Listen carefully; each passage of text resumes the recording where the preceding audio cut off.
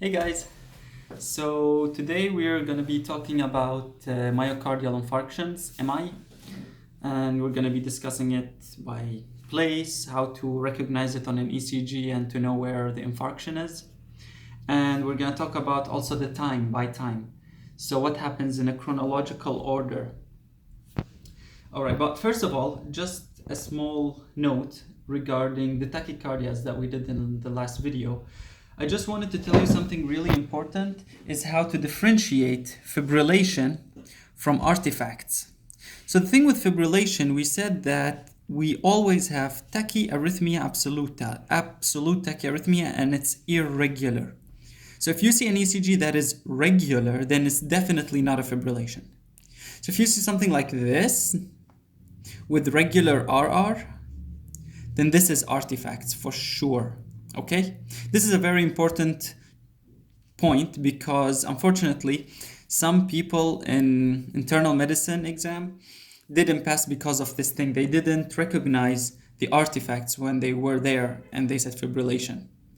You know, like if you say fibrillation, you might need to start patient on anticoagulants, and if someone has nothing wrong with them, then they will bleed.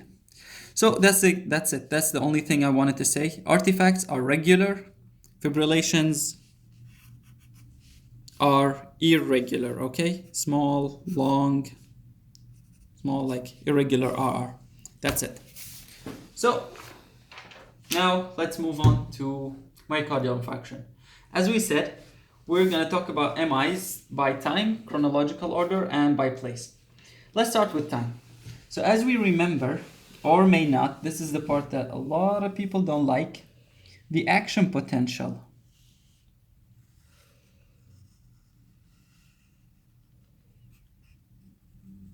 Okay? This is phase 0, and what happens here is the sodium goes in, sodium NaN. Then from this point, this is phase 1.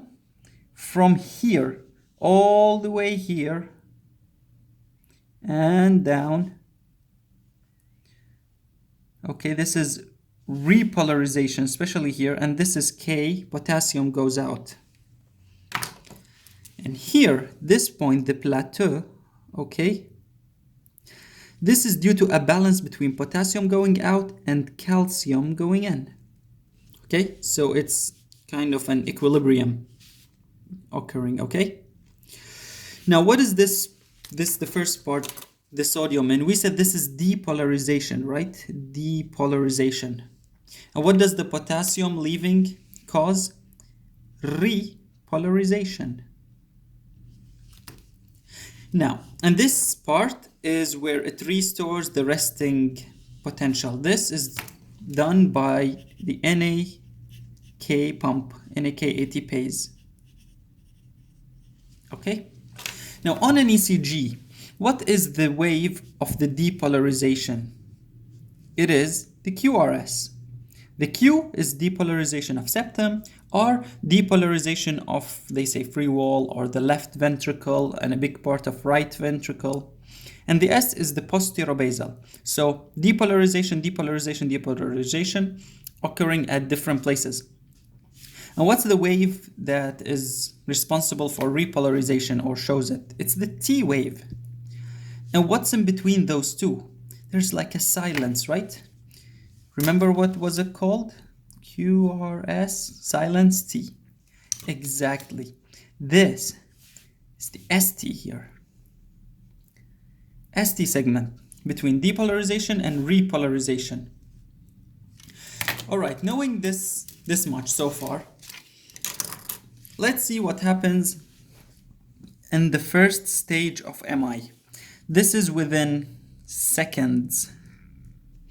2 minutes. Seconds to minutes. What happens? The cells, infarction. So cells are dead, cell wall ruptures. What electrolyte is abundant inside?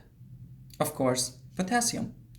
When ruptures, it goes out. The efflux of potassium is very, very strong. And what does it resemble? What does it look like if potassium goes out of the cell? It is just like a repolarization. So basically, in the first seconds to minutes, you'll see a very strong repolarization wave, which looks like something like this. This is a QRS, and a T wave. You see this in the very, very beginning, seconds to minutes. Of course, you don't see this clinically because either during this phase, the patient is still at home doing whatever he or she is doing. And then once they get transported to a hospital and they do the ECG for them, this will subside, it will go away. That's why you don't see it unless you are experimenting with someone and giving them MIs. Don't give anyone MIs, please. So this is it. What do we call it? It's called hyperacute. It's really acute. Hyperacute T wave. Okay? Seconds to minutes. What happens after in the second stage? So let's say minutes to hours. Now minutes to hours after this, all the potassium has gone out, okay, from the cell in a very strong way, in a very strong fashion. Now this part gets affected. So this is a balance between calcium and potassium. What happens if you don't have all the potassium that was in the cell has gone out? So now in this phase that should be in an equilibrium, the calcium will win over, okay? So it's here, let's say the potassium won, then it will look something like this instead of this line. It will look down. But if the calcium wins, then it will look something like this that goes up, okay? It's as if a positive electrolyte going inside. Just like sodium going in, that's a depolarization. This one goes in, as if it just continues depolarizing. How do you see a depolarization? A wave that goes up, right?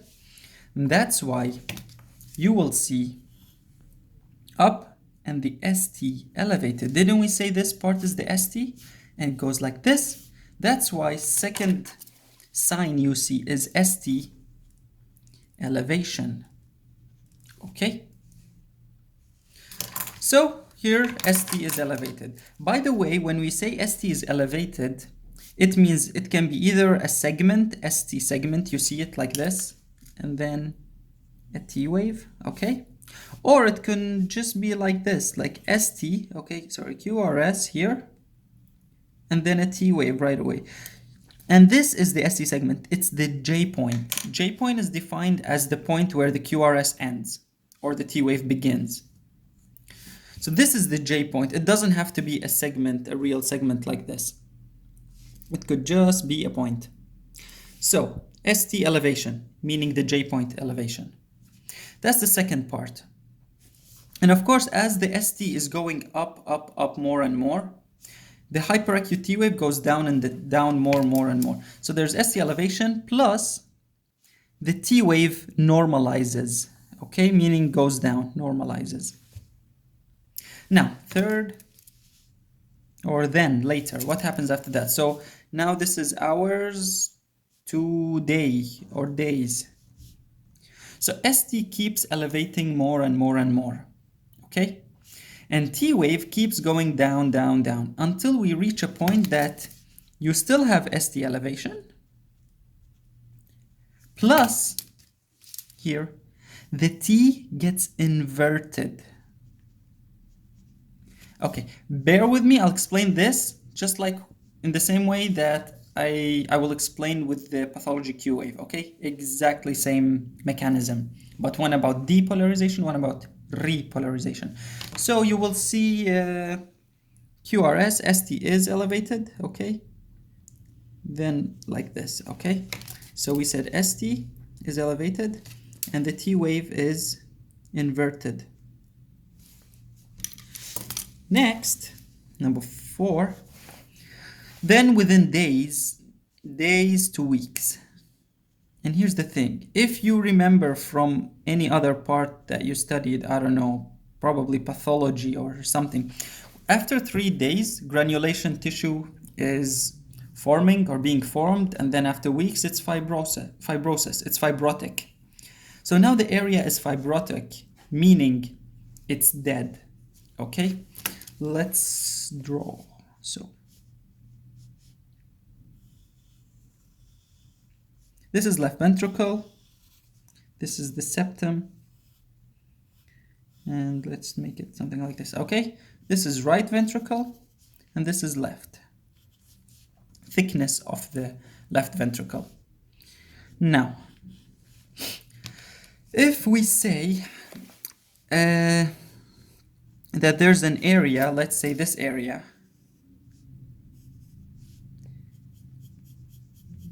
is infarcted, okay? And you have a lead here that looks at this area, the infarcted area. Then, according to this lead, it will see that this area doesn't have any activity at all. But the neighboring ones do have a wave that goes this way, okay?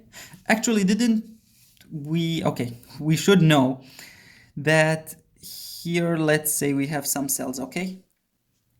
Now, when a depolarization wave happens, then it goes from endo to epi, right? Endo, epicardium, endo to epi. And it goes in this direction, from endo to epi. So as it goes this direction, first this one depolarizes and becomes positive. Then this one becomes positive. Then this one, then this one, then this one, okay? So the cells are becoming more and more positive as the impulse goes from endo to epi. This arrow now is like a vector that has that is spreading positivity this direction. So it's like a positive here, if you want to write it as one vector, and here it's negative. Okay? So all of these are like positives like this. Now going to repolarization. Okay, let's make it in green. Okay. So you have the cells here. We're going to talk about the repolarization wave. It goes epi to endo, as we know. And as it goes that way, it makes the cell, what happens here? Look here. Okay. Potassium goes out. What happens to the cell if potassium goes out? It becomes negative. So here, it starts from here and this cell becomes negative. Okay. Then this one becomes negative, then this one. So it's negative, negative, negative. It's like it's spreading negativity this way here, not here, okay, here. So this is negative and this is positive. Now, if you notice, these two are positive, positive, negative, negative. That's why the QRS, if it goes up, T wave must go up with it. It's always concordant to each other. The T wave is always concordant to the QRS in healthy cases, in normal cases. All right, that was a really long revision. So T wave is always concordant to QRS, and these are the directions, okay? Now let's just take the blue one. Let's just take the depolarization that happens in that direction, okay? So these areas depolarize in that direction, right? Like this everywhere. Now imagine yourself. Now imagine you're driving. So imagine that you're in a car driving this way, and from your own view, you see the trees going back, right? This is because from your own view, you're the one moving, but the trees are not moving. Trees are just trees, right? But they will look as if they're going backwards from your view. Now this is the same here. What happens here? So in here, this lead is seeing those areas going all in this direction, okay? And this area dead, nothing happening here. So to this lead, it looks like everyone is going out, like endo to epi, except this one going that way, okay? It's because relative, so that's why the QRS is here, the depolarization waves here will look positive here, positive, positive, positive, positive. What about this one? It's negative. Okay, sorry, negative here. It's going like that way. Relatively to the neighboring areas. And this is why you see a Q wave. Okay? So the fourth stage, you see pathologic Q wave. And this is the reason of pathology Q wave. Now, what is it? Well, how is it defined? A pathology Q wave is the first wave that is negative, okay? And it should be bigger than one small box, one small square. So this is a QR complex. It's a Q, then an R. Any positive is an R. And if it's negative, then it can be either a Q or S. If it's the first, then it's a Q. Okay? And you can have this kind of shape also. This is called the QS. Okay? These waves are this thing that goes here, that goes back. Okay? And this is the same reason when the repolarization happens, the T waves, when we said why is T inverted. So T waves are all going like this, you know, except this dead area going this way. Okay? So that's why T here, is inverted. All right. Now, as ST elevates here, then the dead area is not gonna be sensitized or not gonna be felt by this lead over here. So then the T wave and the ST will all go back to normal. So the T is normal. After it gets inverted, it goes back to normal, meaning that this normal T wave is referring only to these healthy areas and not this. This is not even sensed anymore. And so, plus there's T is normal and ST normalizes, so it starts going down until it reaches the normal, the isoelectric line. So ST normalizes, or you can say goes down. Okay. One last thing about all of these is that steps can overlap. There is not a specific, like a very fine line between the ST elevation and then just the pathology Q wave. Okay, so in the ECGs that we're gonna look for, we mostly look for ST elevation. We call it STEMI. Okay, ST, or pathology Q waves, and we call it patho-QMI, pathologic patho-QMI. These are called old and these are fresh or new, okay? New infarction and old ones. Okay? And that is it about this part. Let's talk about place. This one's really easy. So these go like, I don't know, I just memorized the mnemonic Sally, S-A-L-L-I. I don't know who that is. I don't know if there's a Sally watching this. I don't mean anybody, okay? So Sally. S, superior, right? Is there a superior part of the heart? No. S is for septal. A, anterior. L, lateral. And I, inferior. So, and then these actually go in the same order. It's really easy. V1, V2, V3, V4, 3 and 4, and here 5 and 6. Okay? That's it. These are how to know, like, so you just look for if you have ST elevation in lead 3, 4, then it's an anterior. If you have pathologic Q wave in V3, V4, the same, it's also anterior, okay? So you just look for the signs in which lead. What are the inferior leads? Let's remember them. They were these, this, and this, and this, okay? These three go down. This is AVF, lead 2, and 3, okay? Lead 2 was 60 degrees. Okay. This one, 2 goes 60. And lead 3 goes 120. So they're not perpendicular to each other, okay? Because perpendicular to 60 would be 150 something here, like there. So anyways, so these are the inferior ones. So you see it in 2, 3, and AVF. Also, let's add here lateral. What are the lateral ones?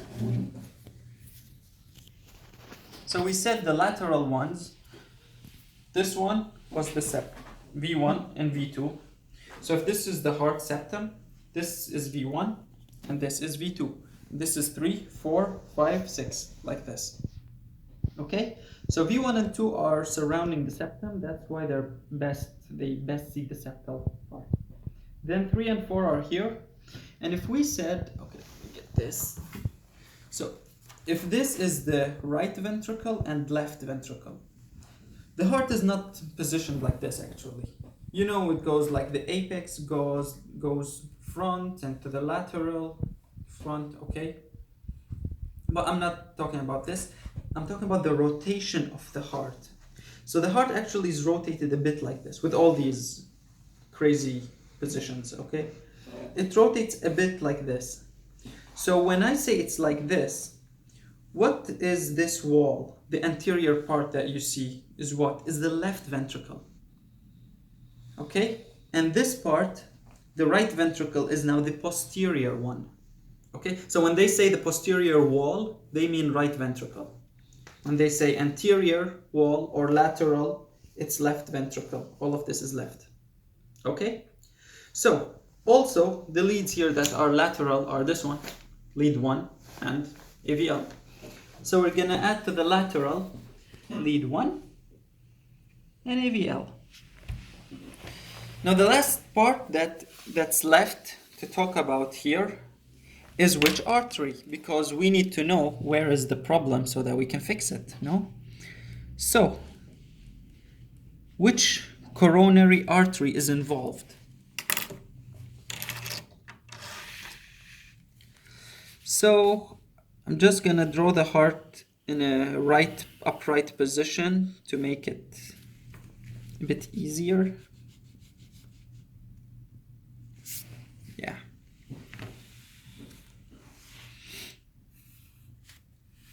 Okay. So on the right, we have simply the right coronary, okay? Of course, all the coronaries emerge from the beginning of the aorta and the base of it, okay? So this one is right coronary artery, just right coronary. And then we have this, the left one, really big one. So this is left coronary artery. Now from the left, we will get a really big branch that is called LAD, left anterior descending. So this is LAD, okay? LAD, the LAD. Now the LAD gives here to this wall, which is what? This is the anterior wall, okay? And gives branches also, or a branch, to what? To the septum. Okay?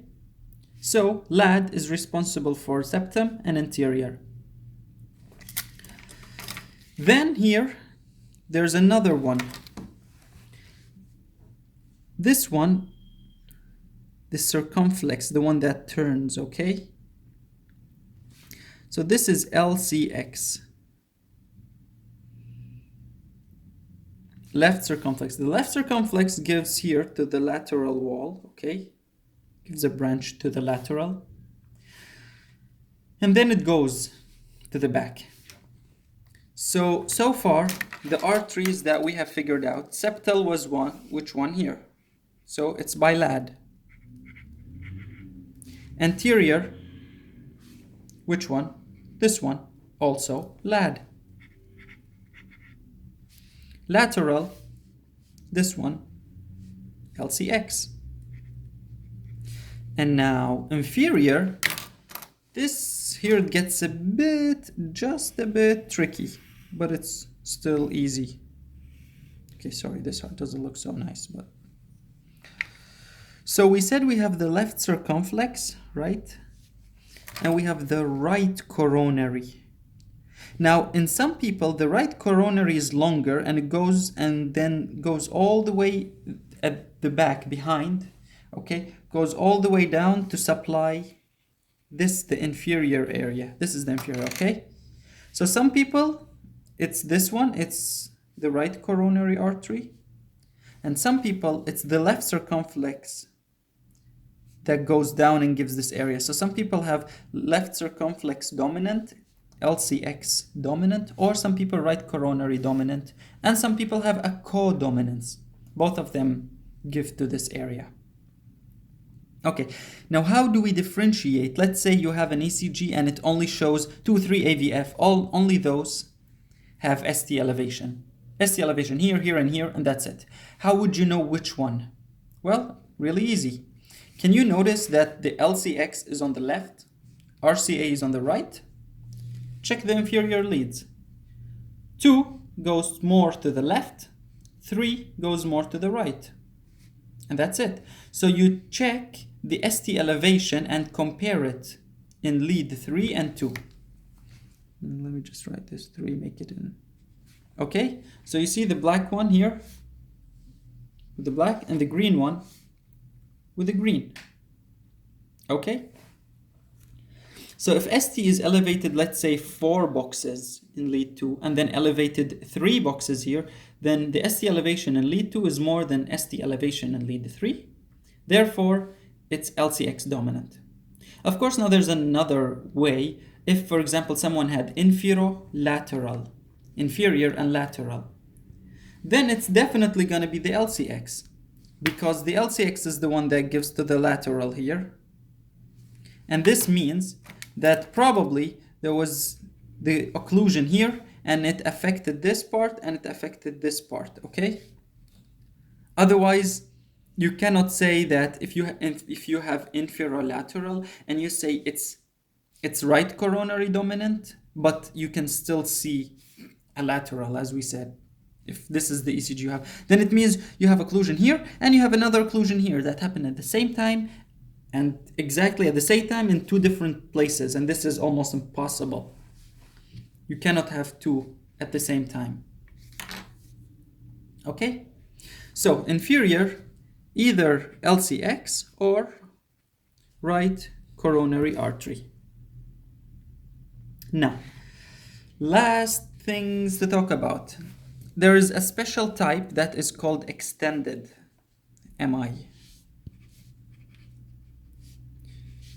Extended MI means that all the wall from here until here, all of it, all the left ventricle is affected.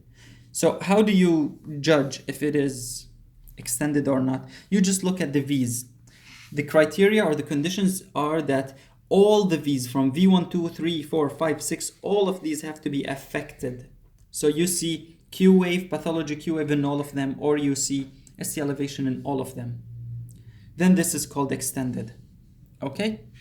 So extended means you must have from V1 all the way to V6. You see the signs of the myocardial infarction. And which artery is affected then? If it's like this, if this is the case, from V1 to V6, then septal is affected. It means LAD is affected.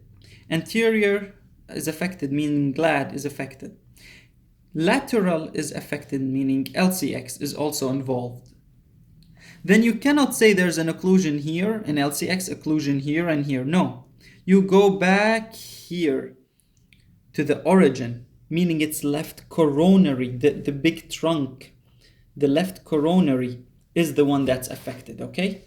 So this is due to left coronary occlusion. Okay, you probably would need also to mention, if you have like in the exam, the mechanism and the causes, okay?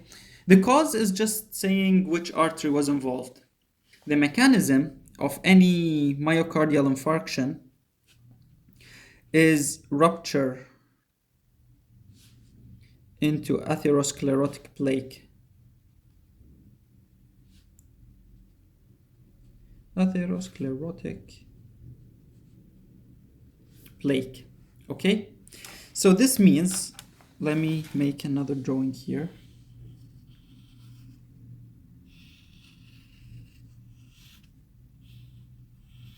Okay. Left ventricle, as always, and right.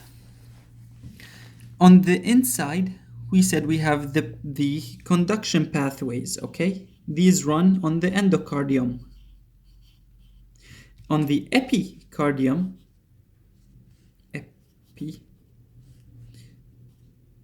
on the epicardium we have what? The coronaries. Now here's the thing. If the coronary is partially occluded, meaning only this part, like let's say 50% of it is occluded, then this part is still well supplied. But this further part, the subendocardium, will get affected, will be ischemic, will undergo ischemia. Okay? So this is the subendo. And that's why when you have chronic ischemia, and okay, let's just say there's a lead here that's looking at this area, okay? What will this lead see?